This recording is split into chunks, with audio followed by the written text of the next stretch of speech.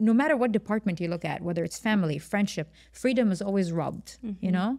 But actually it's within your reach, and it's a God-given right, happiness and freedom. Practice it. Free will. God gave us free will. You just have you have to have the courage to be able to practice it. Tracy, every religion talks about free will, right? If God gave me free will, why is my will in someone else's hand always?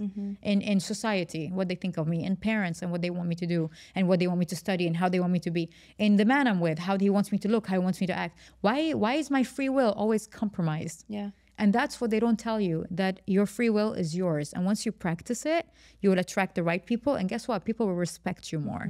You think you'd lose respect? No, you don't. Trust me, the right people will respect you.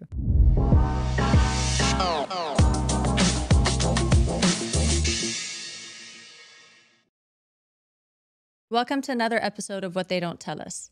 With this series, I aim to introduce you to the people who can share some of life's most valuable lessons and skills that we should have been taught by our parents or in schools before many other subject matters, but a lot of us haven't. Through these conversations, I hope to add value to your life by shedding light on the unspoken, and above all, I hope to spark your curiosity enough to be able to find the courage to unlearn where needed. I hope you would listen with an open mind or question with the hope of understanding. I'll do the best I can to be your voice by asking the right questions to the right people. There's always room for improvement, and I promise to always aim to do better as the show evolves. Today, we're diving deep into conversation on what they don't tell us about finding liberation from living as a free thinker. And my guest for today is a perfect example of that. Dr. Sara Al Madani is an Emirati entrepreneur and star of the show Real Housewives of Dubai. Sara is a hustler, free thinker, and a spiritual soul. She has ventured into multiple businesses since she was only 15 years old, received several awards for her work, and an honorary doctorate in business administration and women leadership. She has walked away from what she calls 2 toxic marriages and now raises her 7-year-old son as a single mom, while grounded in spirituality and focused on running her businesses. Sara has broken past the parts of tradition and culture that no longer serve her, in spite of all of the social stigma. Without further ado, please welcome my next guest, Sara Al Madani. Hi. Hi. That was a beautiful intro. It was right? Yeah, I got it all it. right? I love it. I was like, she spoke everything. All right, good. So I know you've done several podcasts, especially in the past year. You've been on a lot of podcasts. So if anybody wants to know about the general information, they can watch those podcasts. But basically, that is a gist of your life. It's very impressive. Of course, it goes without saying that I love everything about your journey so far.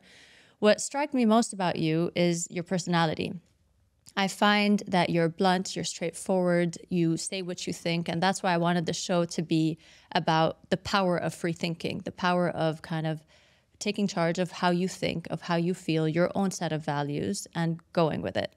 So I'm so glad that I picked you for this episode. I'm honored. Thank you so much. You similar to me in that way as well. So I feel like both of us having this conversation, we'd add a lot of value. 100%. And you know what? I actually want to call you in for a coffee to chat first. But then I thought, you know what? I'm sure we're going to get good content out there, good information. Yeah. So let's keep it raw. And this is the first time we're actually sitting together. Yeah. So I like to ask questions, almost like debunking what people may think and also talking about other things. So I'm going to start with the main thing. Do you think it's possible to chase fame, to chase money, to care about physical appearance, but also be grounded and spiritual? I've never been asked this question before, but I love it. So the thing is, when you are grounded and you're spiritual, and especially when you're aligned and you know your purpose, you do not chase money, you do not chase fame, they chase you. So it's a complete different way of looking at life, because if you're desperate so much for money and for fame, you're willing to go above and beyond, even to the point where you drop your morality, drop your ethics, and do whatever it takes. But when you're aligned and you have a message, and this is how I see my life, I have a message. And when it comes to my businesses, I'm aligned. Like, I do what I love, and I want to put an impact in the world and in people's lives. And that's why money comes to me. It's not like I'm desperate to chase it. But when it comes to fame, I feel like God gave me a voice and a way of saying things. And I could have been using this in like so many other ways to benefit from financially and like fame wise. But I decided to choose my voice to enlighten people because that's my purpose. And when I did that, I felt like just fame and money started chasing me. So that's how I see it. But you can also be a person that's making a lot of money, a person that is famous, and be grounded and spiritual. So I don't want people to think that, oh, if you're famous and you have money, there's no way you're spiritual. Or vice versa. Like if you're only spiritual, if you're living in Bali and, you know, walking barefoot somewhere, which I think a lot of people tend to believe, that it's not easy to find someone who's, you know, up high ranked in society, who has businesses, who has money, and who's also spiritual. And I find you're very much like that. So I wanted to see if that was, I mean, if it's, I believe it's a complete misconception. And we know, and nowadays, especially with social media, even if when you're, especially if you're open and in tune to spirituality, you see a lot of businessmen around us, a lot of businesswomen around us who are spiritual, and a lot aren't. So it doesn't, they do go hand in hand in many cases. It's true. Actually, when I started my spiritual journey, I also had that kind of mindset that people who are famous and have money don't know anything about spirituality. But then I was shocked to realize that a lot of like A-list celebrities, directors, big like billionaires, millionaires, they all believe in spirituality. And they always say that that is the reason they reached this fame or this amount of success financially is because of that. But I'll tell you something that really like bothers, because I feel like people should open their eyes and do the research, because that's what we did, right? That's how we became who we are. It's not like somebody came to me at night while I'm sleeping and sprinkled some dust on me and I became spiritual. It's I've done the work. So I always get these comments under my video. Like, for example, I put a video recently that I was talking about materialistic things in life are great, but as long as you're grounded and spiritual and you are serving your spirit and not just your body and physical needs in this physical world, then it's great, because we're here to have fun as well, right? Not just to learn and leave. So I get all these comments of people saying, beautiful, talking about spirituality with your like Fendi and Prada shirt, you know? Hence the question. Yeah. And then I was like, should I be wrapped in a banana leaf so you'd believe I'm spiritual? It's like, I don't get it. It's like 100%. Yeah. It's like people think that if you're this, then you have to only be this. And if you're that, then you only have to be that. I have to be barefoot in Bali with like banana leaves on my body to be spiritual. But that's not the case. 100%. Yeah. Okay, so on that note, what do you think people should be seeking when they're looking for the basic elements of happiness? Okay, let's start with your answer first. What do you think people need to be looking for if they're looking to be happy? Okay, let me debunk this for you from a scientific perspective.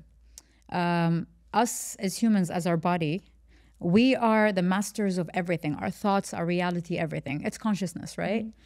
But you can easily make your body produce dopamine, serotonin by doing certain things that can lower the level of cortisol and stress in your body so you can be happier. For example, if I walk in a room and give somebody a flower, my body, my eyes, my mind, watching the reaction of the person be happy when they receive the flower releases instantly dopamine and serotonin in my body.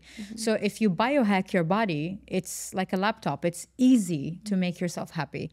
Now, from another perspective, other than the scientific one, people like they go so far to find happiness. They always think happiness is a destination, person, or place. If I don't get this job, if I don't get this man, if I don't achieve this, even in business, if I don't make $2 million this year, then I'm not going to be happy.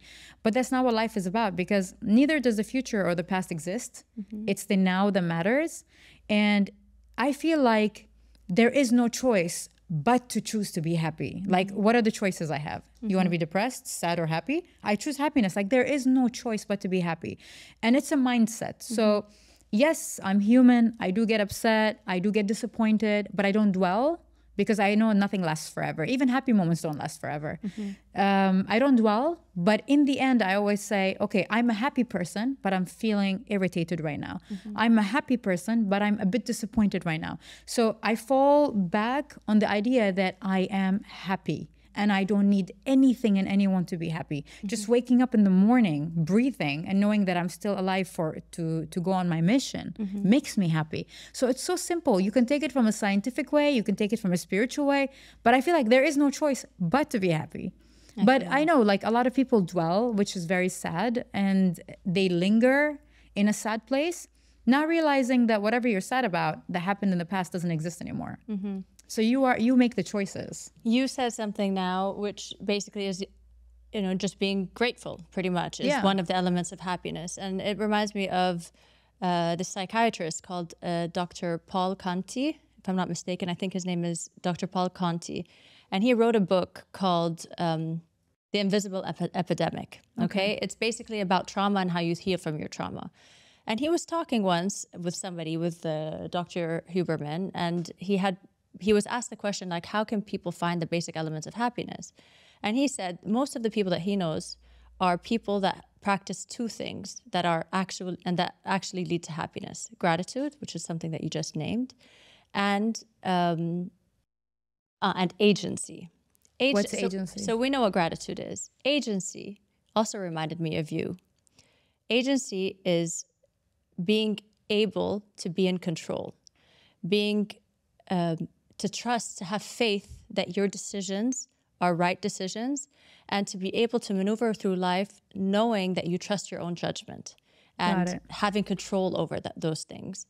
That's agency. And I think whether you did it mindfully or not, you have agency. I mean, with all the choices that you have made now based on your past life, let's put it that way, to finding enlightenment, finding yourself, blowing up in business and all of these things.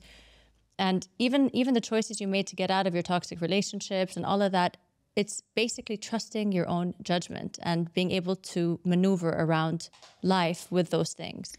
It's okay. Let me put it this way. To go back to your first question, now that you went into a broader subject, right? Happiness, how you create happiness is number one is gratitude. Number two is surrender.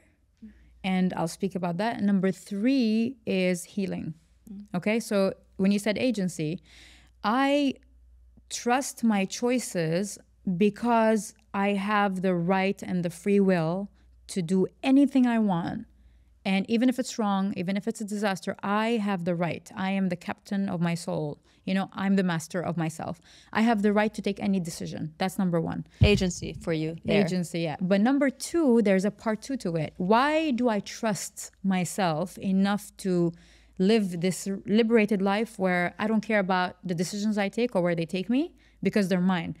Because I have something called, in Arabic, it's tawakkul. It's the art of surrender, which is surrendering to God, to the universe, that everything I do, every decision I take is for my own good. Even if the result was bad, even if it was a toxic relationship, I had something to learn. I cannot wake up resilient. I cannot wake up brave. I cannot be born attuned with myself. What teaches you these things? Having a privileged life, living a good life with no problems? Not at all. Actually, it doesn't build anything in you to have a life like that.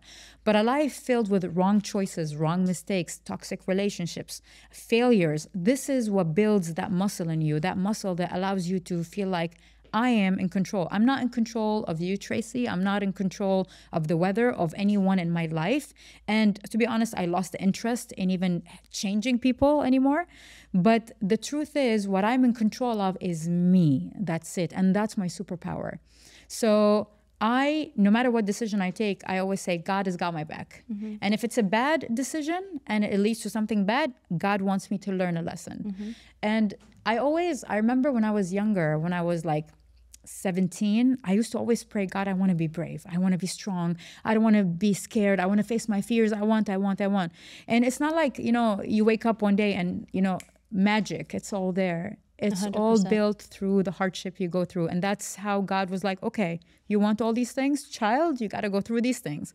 And I accepted it and I took it. And this is why I have agency, like the way you call it, is because I have a free will, and no matter what I choose, God's got my back, and I fully surrender to that. Yeah. Without, like, I know a lot of people say we surrender to God. They always say it because it's a past knowledge from religion. When you're born, they tell you that. But do you mean really, the words? But do you mean it? Do you really believe it and do you apply it?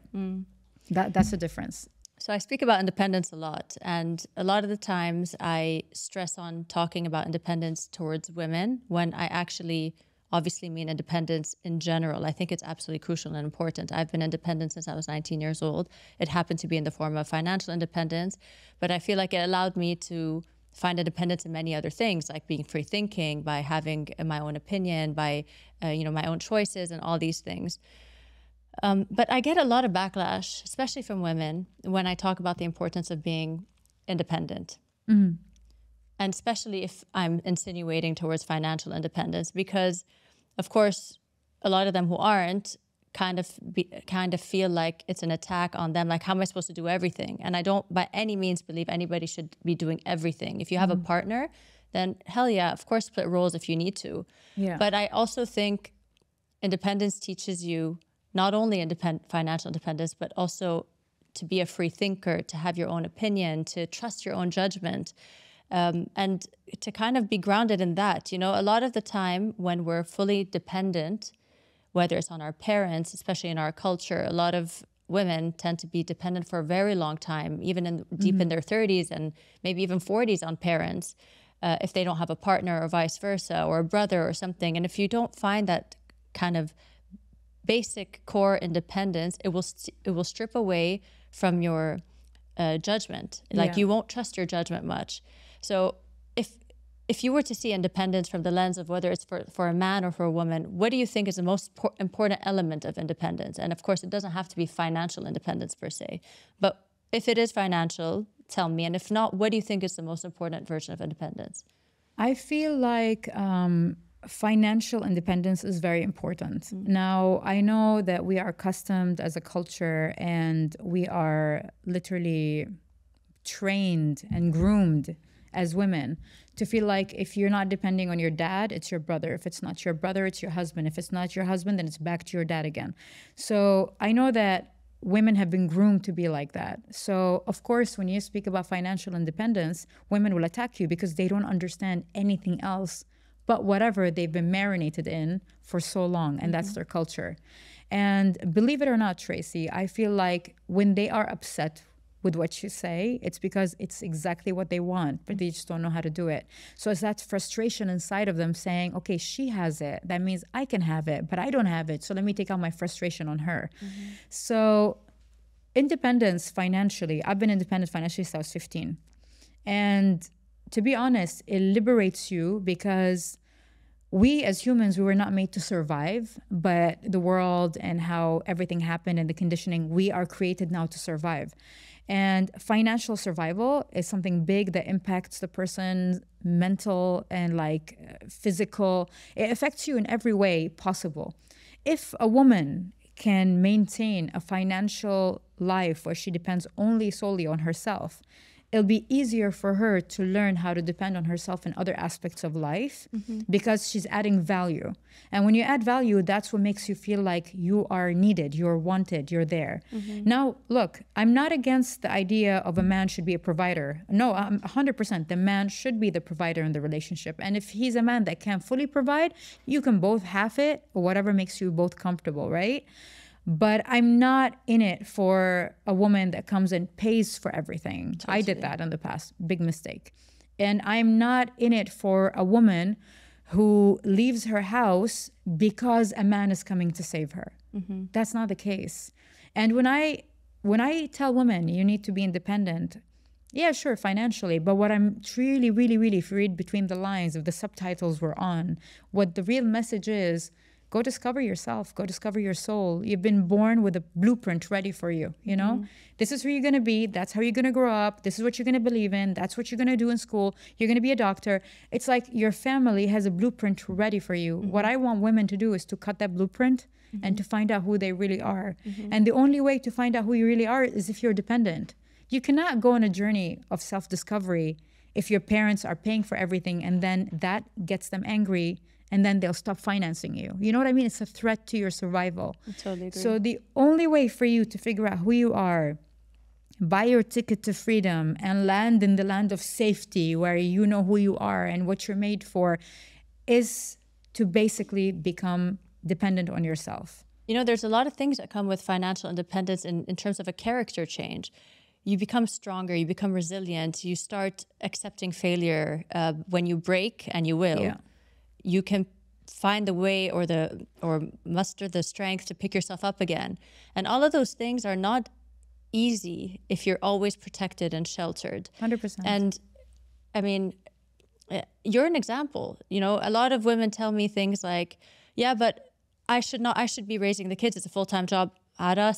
Raising the kids is a full-time job. But what happens when you're in a toxic marriage and you need to get out, and then you have to raise your kids by yourself? Yeah. God doesn't give you a free pass just because you have a child now that you're going to be financially safe forever. It doesn't work this way. So with the idea that women should work or women should make money, it's obviously goes without saying, in my opinion, that men need to wear the boots that they're meant to wear, which is be providers, be protectors, be leaders. And in essence, this is what their instinct tells them to do. So if they're falling short in that department, or if you're covering financially, whether we like it or not, they're not going to be okay with it. Yeah. Something is going to come out. Their ego will be too bruised for them to just say, okay, cool. Yeah. So she's the provider right now. And yes, we're in 2023. And yes, we'd like to believe that women should be the providers now, and women should be wearing boots that men used to wear. But I just feel like sometimes there's an instinct and an essence. Women need femininity and men need masculinity. Yeah. There's a big difference there, which goes to my question. How do you define femininity in 2023 and with your open mind? And how do you define masculinity even in 2023 and with your open mind? I feel like the term masculinity and femininity has been tampered with through society. And for example, I'll give you a very simple example. Like when a man cheats, they say, oh, he's a man. When a girl cheats, then she's completely something different. To me, they're both humans. You cheat, you cheat. You know, you're the lowest on the list of humanity for me when it comes to cheating. It doesn't matter your gender. So because society told men that they are men and they have these instincts and this and this and this, they don't have these instincts. It's not scientifically proven that men have these instincts. Society planted this in men so they can have an excuse to do whatever they want. So I don't believe in all these things. But what I believe, the true essence of femininity is a woman loves to be a child in the presence of a man that's fully masculine. She loves it, you know, like she wants to be safe, she wants to be home, she wants to leave all her masculine traits outside the door, which is like surviving life and doing business and all that. She doesn't want to take that home. She wants a man that allows her to have the freedom and the safety to be herself and to fall into that energy.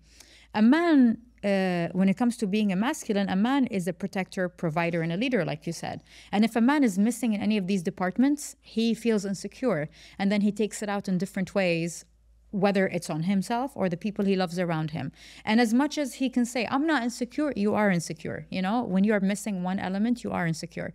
So I believe that the only way a man and a woman can fall truly in their masculine or feminine energy is if they are in the presence of the right energy. I'll give you an example. I was the financial provider in both my marriages. Now everyone's like, Sarah, you're too masculine. What can I do? If the men wore the skirt in the relationship, somebody had to wear the pants, right? And I had to wear the pants. So when you see my story, ask me which chapter was I converted to a masculine more than a feminine, and ask the person I was with, when did they convert me into that in that chapter? So the reason I became like this was to survive the situation I was in. 100%. The men I was with made me like that. So it's not that I love being in my masculine. You have no idea how much I'm hungry to come home to a man that is safe, that is home, that allows me to deassemble myself, and I don't have to sit there and teach them what to do and take lead of the life and make decisions. I want a man to just do all of that, and men love that. It's not like we're burdening men with things they cannot do. 100%. They are that. They love that. It makes them thrive. So to be honest, like nowadays, I feel like the roles of both genders are so messed up and they're so confusing that nobody knows what they have to do anymore. I see men wanting to like do nothing and expecting everything from a woman, which I'm like, dude, when did the roles get switched, you know? And I see women who like want to do everything because they don't believe a man can do it. So or they just have a lot to prove. Like they kind of want to prove that I could do everything you're doing. It's true. And I mean, when did it start becoming a competition, and instead of us complementing each other? This is the problem, and men are becoming less manly. Yeah, they're less nowadays, masculine. That's so and true. women are feeling the pressure and the need.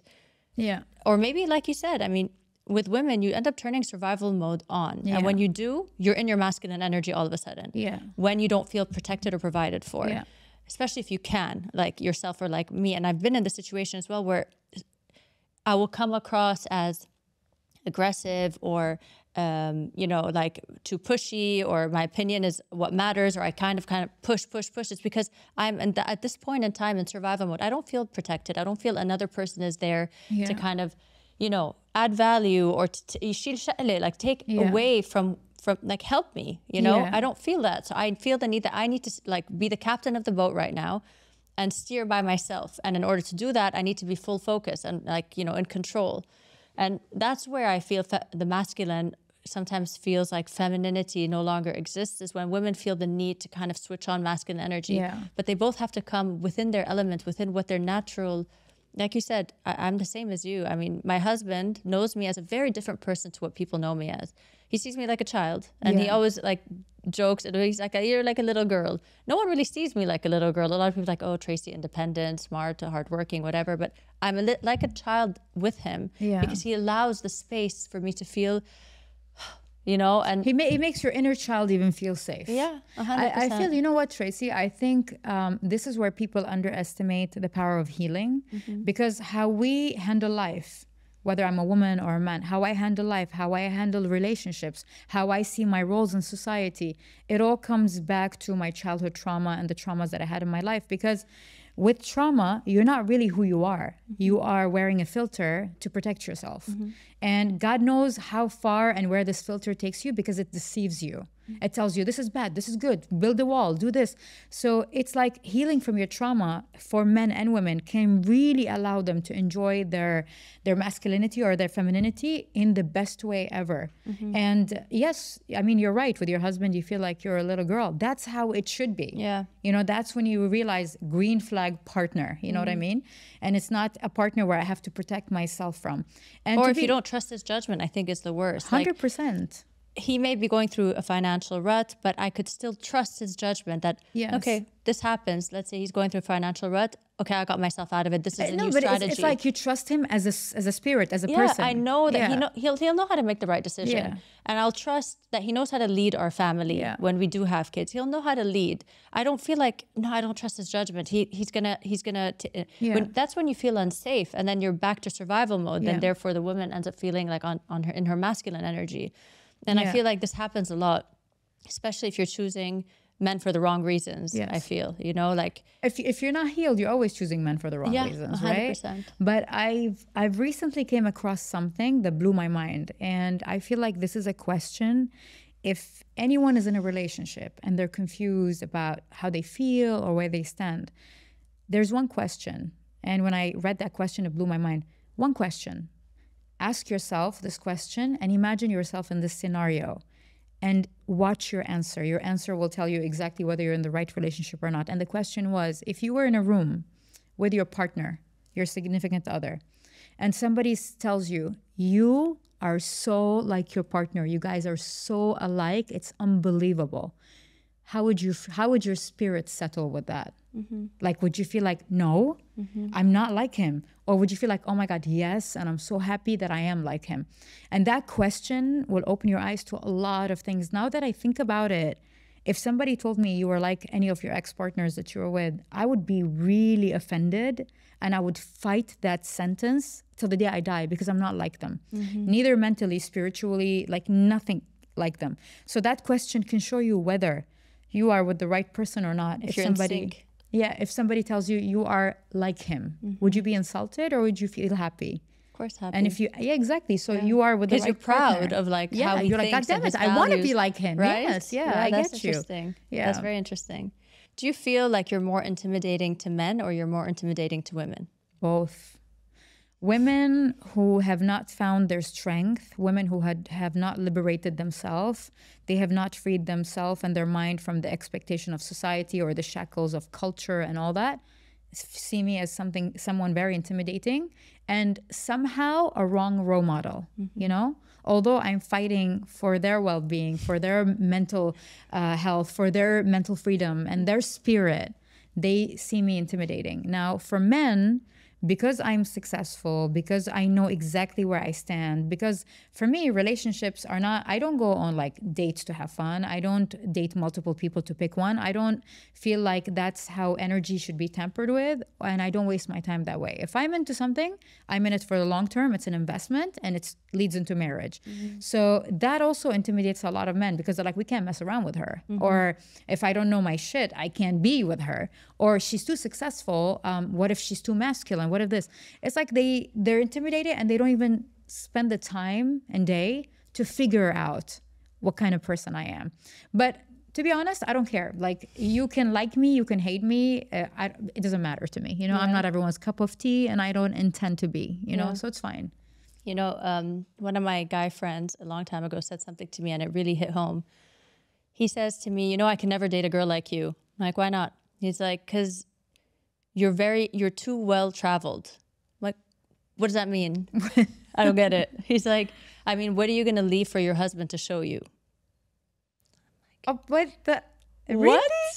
I'm telling you, like, what would you leave for your husband? Like, it's too intimidating because then your husband has to kind of figure out how can I impress her with what? You can take me to the same places, give me a different experience. But imagine, like, that really hit home. I'm like, dude. They're limited. Their mindset is limited. Because usually a real man, in my opinion, would love to know that I'm well-read, well-traveled, I make my own money, I take care of myself, I can handle things on my own.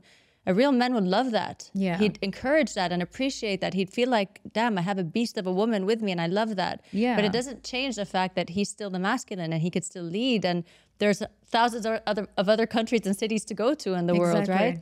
It's crazy because it is a fact. And I've felt this throughout my whole life. A lot of men will kind of, even men that I'm interested in, will kind of feel like I need to take a step back only because I intimidated them. Yeah. So I kind of feel like you have a bit of that. I do. That issue. And with women, it's the same, actually. No, it's true. And the thing is, you said something important. You said a man who's smart and knows what he's doing and is in control of his life wants a woman that is smart and strong and out there. A man who wants a woman that's weaker than him is a man that is not fully in his masculine energy, and he wants a woman that's weaker so he can feel more masculine because he thinks it's control. Yeah, he doesn't want a partner, exactly. So for me, like, I get crap all the time for the things I say, for the things I do, to the extent that I remember once I was doing an interview and I said, I've dated broke men all my life, like, and I took care of them financially. They were not even motivated to do something about their life. And then I said, now, after going on a healing journey, I'm looking for a man that is financially stable, that is successful on my level. And then women attacked me by calling me a gold digger. I was like, if I'm looking for a man on the same level as me, how am I a gold digger? I don't get it. I know my value and my worth. Why would I settle for something less than that? But if it was the other way around. But if a man says, I want a smart woman and a successful woman, they never called him a gold digger. They'll say, yeah, he deserves it. He deserves it, right? So it's like, it blows my mind. It's like, what's happening to society? Yeah. Even now, valuing yourself is a mistake. 100%. That's crazy. That's it. So you got out of 2 toxic marriages, and I'm sure that's like a fear factor to a lot of people if they were to make the choice themselves. I mean, we know why you did it, toxic relationships, but do you ever think of the difference between being alone and being lonely? Yeah. They're 2 very different things. And yes, you might be out of your marriage and you might be alone, but you could be much more lonely while in a marriage. Yeah. Is that another sense of freedom, like another sense of liberation that you felt? So I'd rather be alone than to be in a miserable relationship that makes me feel like I am lonely, because they are not really there. The person I'm with is not really there. Not maybe physically they're sitting there, but mentally, spiritually, emotionally, they're not there. And that makes you feel so alone because you see somebody, but you still feel nothing. You feel detached. You feel detached. Misunderstood. You feel misunderstood, unheard. 100%. And you feel like you are literally on your own. So I'd rather completely be alone. But I am not the type of person that would settle and stay in a relationship just because I have a kid. Even if I had 10 kids, I would leave a toxic relationship. Because you can as well. Another big reason for financial independence, because you can. Yeah. You see? I Yeah. mean, a lot of women 100%. are unable to, you know, Yeah. there's too much dependence there. You're already a free thinker and you already make your own money. You can make the right choice for you. It's something Yes. that's amazing.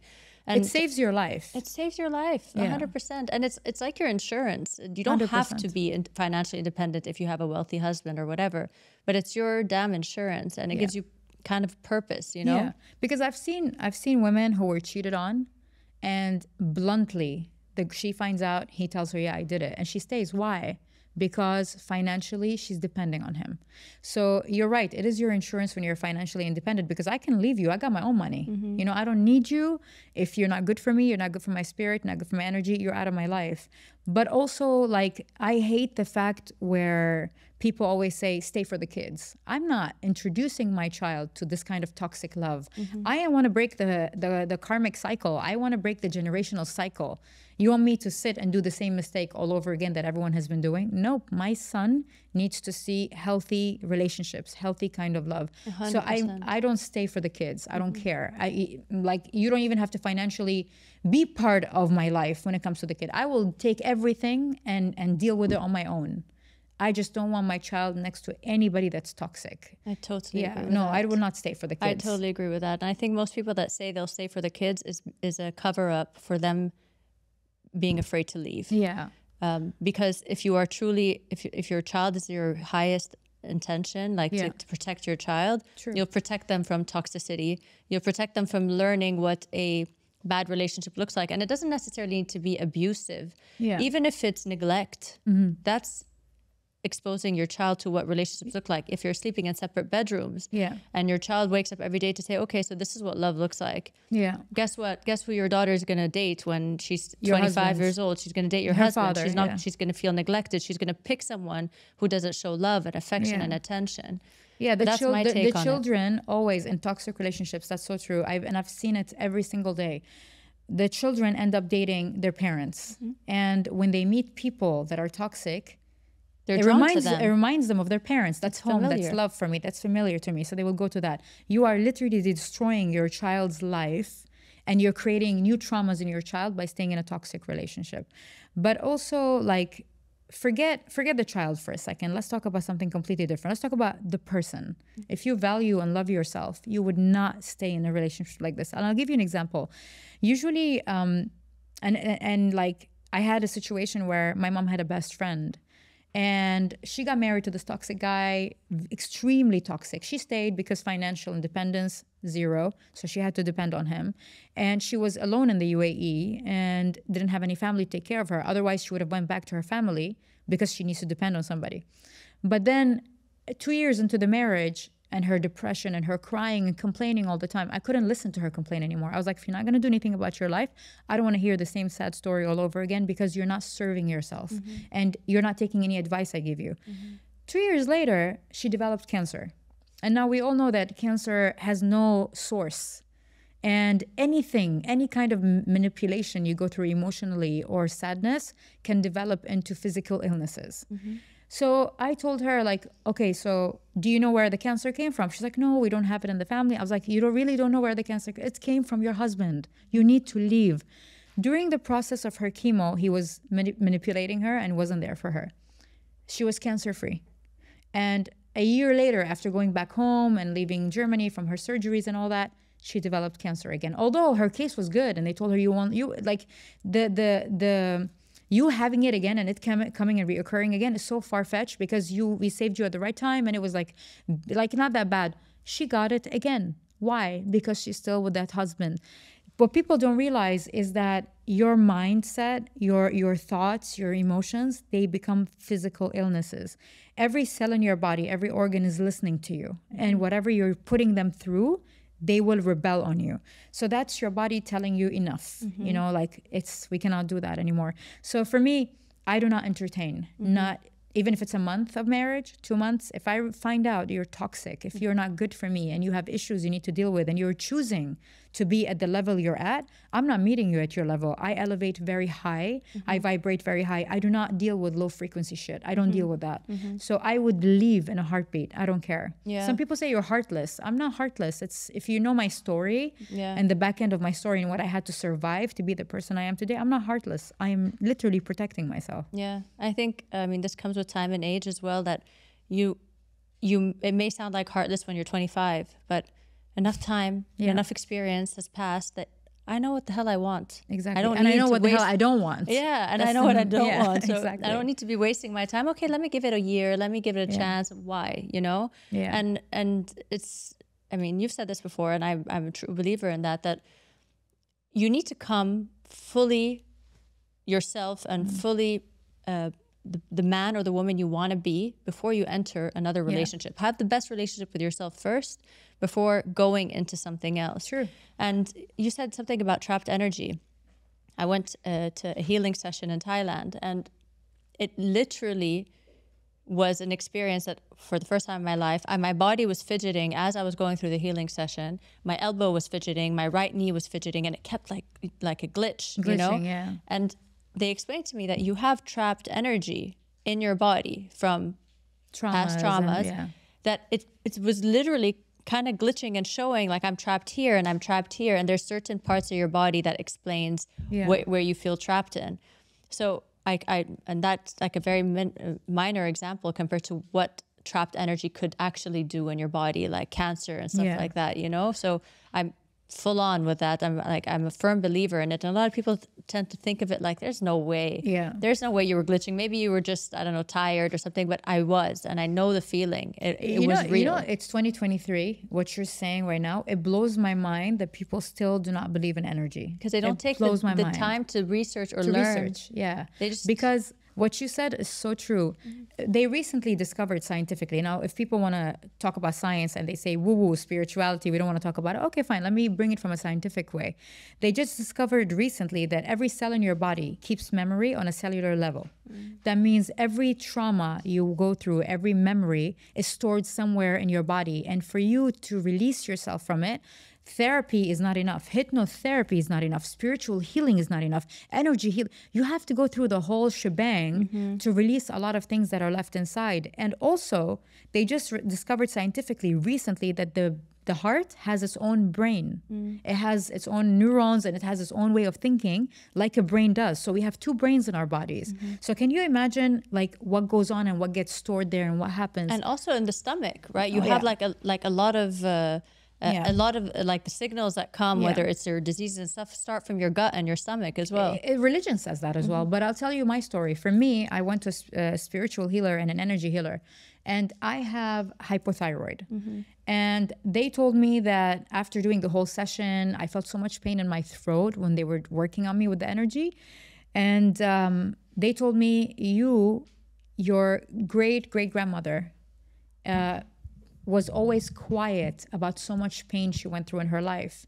Therefore, genetically, she passed that memory down the line to the daughters, and they all have hypothyroid. And then me, I was also silent about these things in my life, so I developed hypothyroid and Hashimoto's.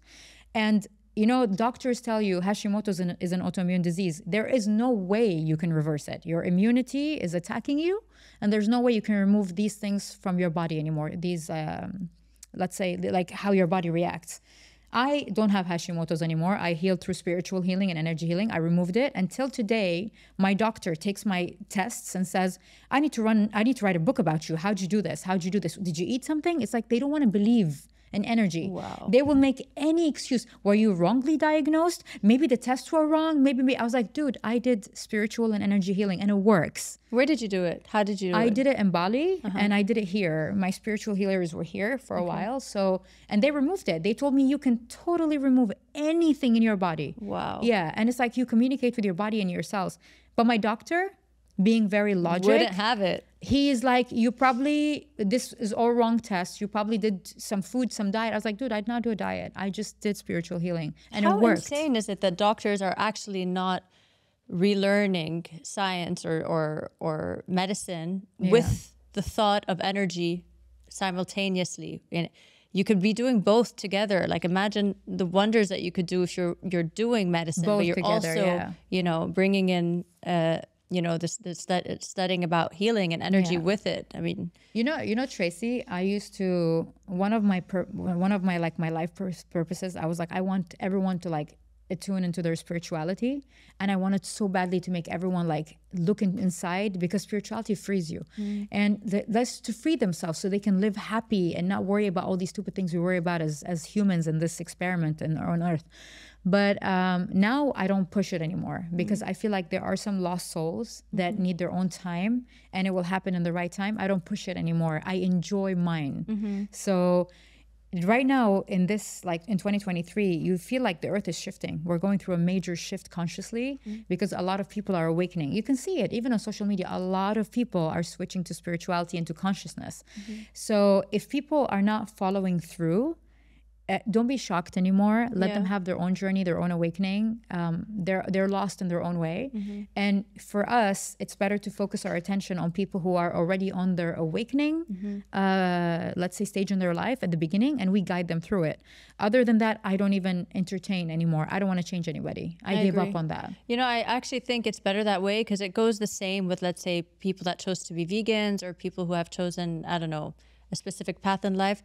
You do you. Yeah. And you, like you said, as much as you want, because you want people to just enjoy what you're enjoying. Yeah. If It comes they from a don't place of want love. it, yeah. Yeah. If they don't want it, Don't give it. there's nothing you're going to say or do that's going to give it to them. They're going to have to find it on their own. You know, that's for sure. And that keeps you focused on your journey, so you can enjoy yours as well. Otherwise, you'll be always carrying the weight of this world on your shoulders. Yeah. It's like, I feel bad for this person. You're not supposed to feel bad. You're here to spread light, and full stop. Go do your thing. Leave Actually, that. you know what I came to realize? That if you just lead by example, Yeah. people will find you. 100%. People will want to try to mimic your footsteps, you know? Yeah. You just need to lead by example as opposed to preach by example. Yeah. Yeah. You know how they say everything is your fault, and as long as you take responsibility for everything that happens in your life, then you know how to navigate through life. Would you say you being in your toxic relationships was your fault? Totally.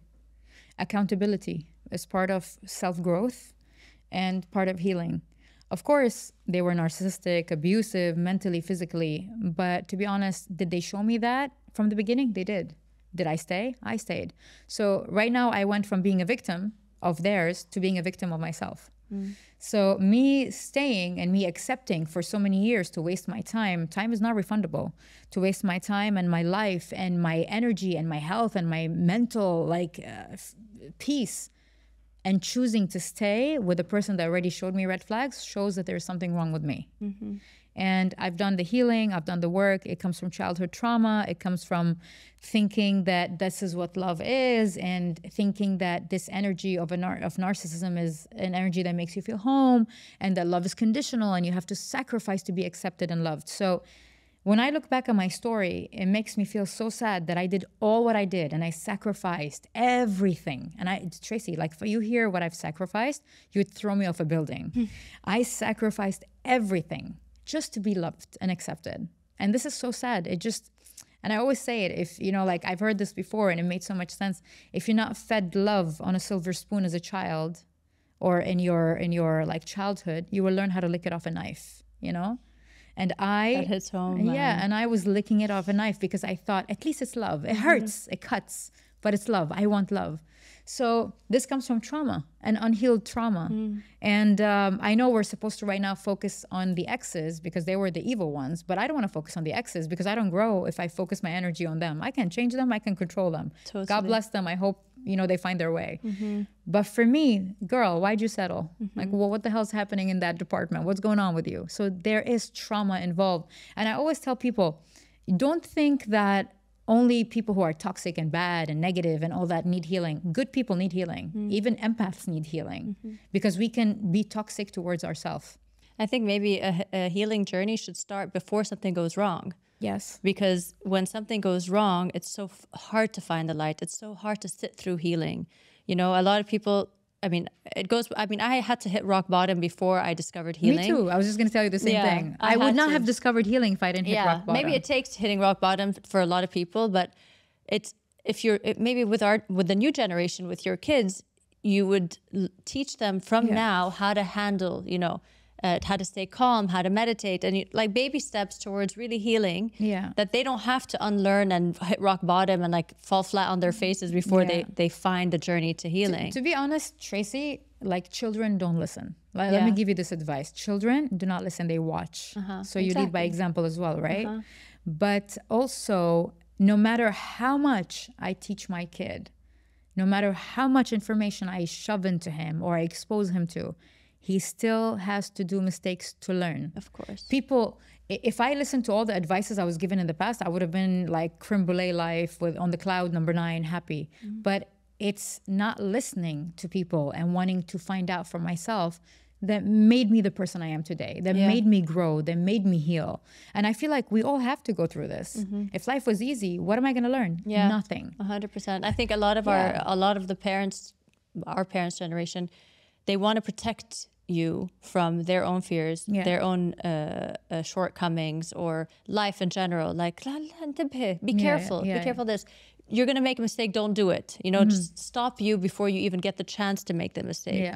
It may be easier said than done. You're a parent though, but you think you'll be able to let go and allow him to make the mistakes. I don't raise my son the way my parents raised me. They did a good job, God bless them. But I mean, I also did a lot of years of healing and therapy. Thanks to me. which they don't understand, because when I sit with my parents and my mom's like, I raised my kids in the best way ever. I'm like, Mom, I was in therapy for 10 years.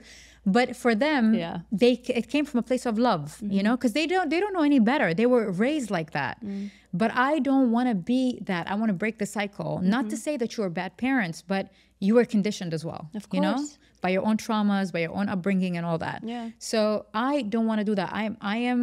What do they say? I'm the warrior that's going to break the generational cycles, and all my ancestors are going to be cheering for me from up in, you know, in heavens, you know.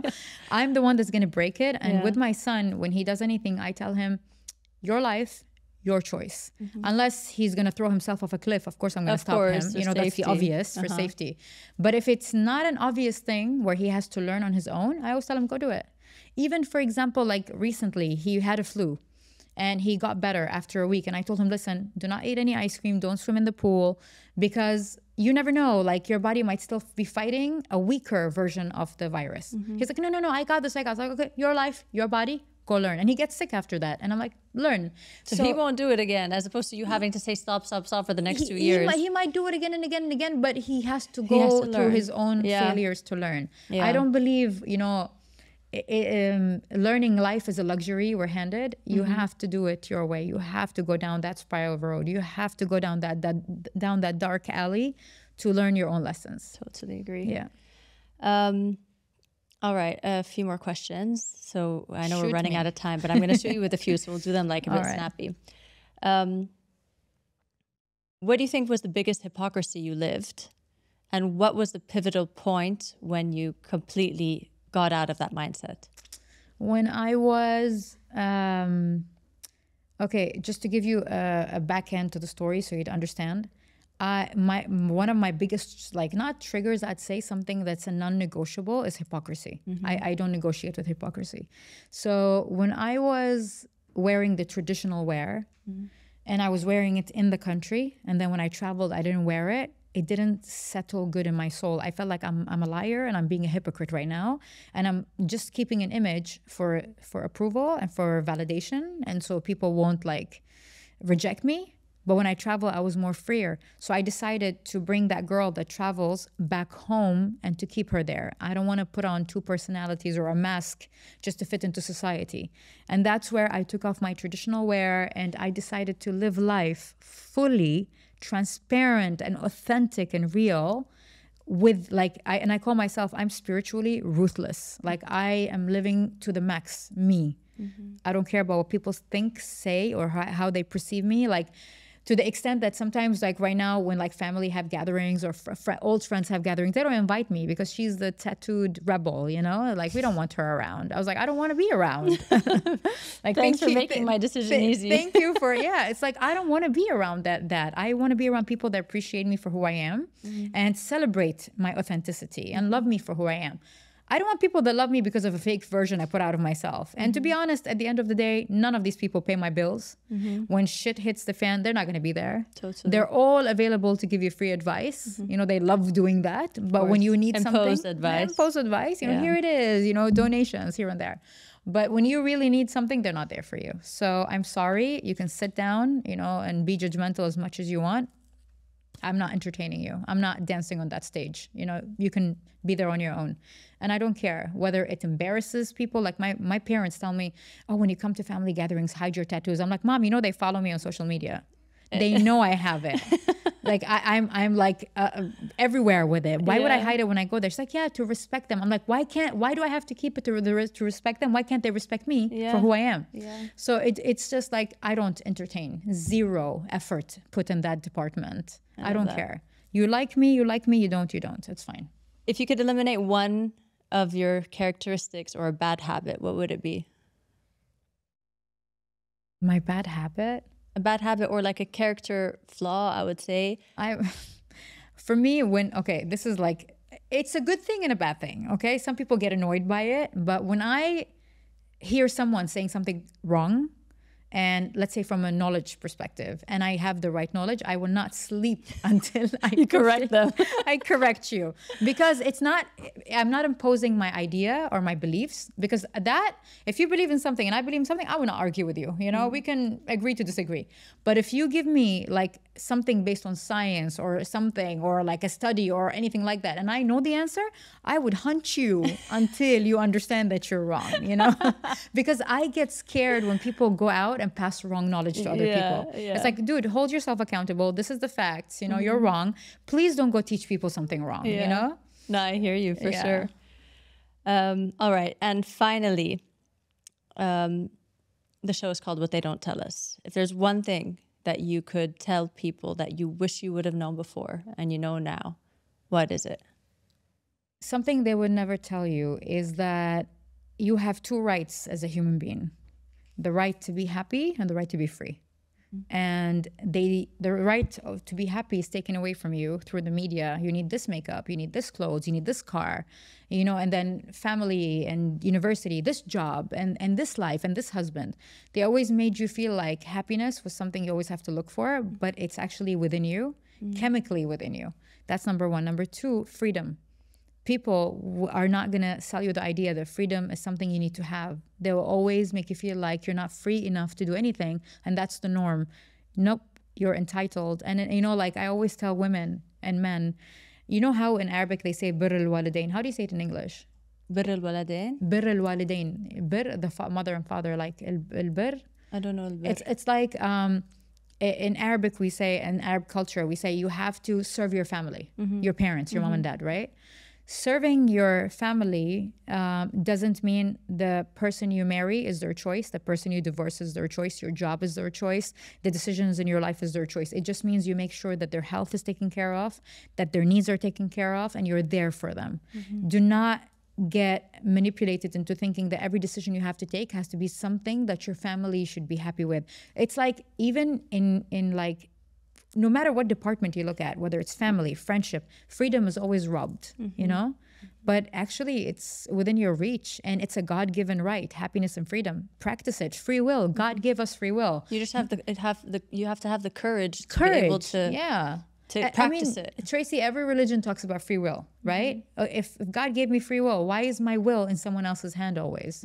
In society, what they think of me, in parents and what they want me to do and what they want me to study and how they want me to be, in the man I'm with, how he wants me to look, how he wants me to act. Why is my free will always compromised? Yeah. And that's what they don't tell you, that your free will is yours. And once you practice it, you will attract the right people. And guess what? People will respect you more. You think you'd lose respect? No, you don't. Trust me, the right people will respect you. So these are the two things they don't tell you. I love that. Thank you for your time. It's my pleasure. We're going to carry this on later on for coffee. 444 angel numbers. Oh, we're aligned with you. Yeah. Thank you so much for coming on the show. Thank you so much for having me. Thank you. It's a pleasure.